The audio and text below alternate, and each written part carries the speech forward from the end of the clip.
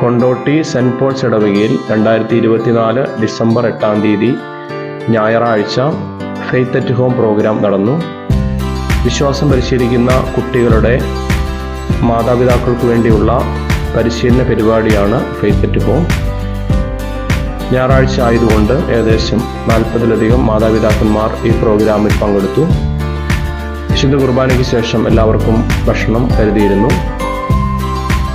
ബഹുമാനപ്പെട്ട വികാരിയച്ഛൻ ബ്രിജിൻ അച്ഛൻ എല്ലാവർക്കും സ്വാഗതം ആശംസിക്കുകയും റെസ്പോൺസിബിൾ ഉത്തരവാദിത്വപൂർണമായ രക്ഷാകർതൃത്വത്തെക്കുറിച്ച് മാതാപിതാക്കന്മാർക്ക് ബോധ്യങ്ങൾ നൽകുന്ന ക്ലാസ്സുകളും പ്രവർത്തനങ്ങളിലൂടെയും 2-3 മണിക്കൂർ മാതാപിതാക്കന്മാർ ദേവാലയത്തിൽ ചെലവഴിച്ചു.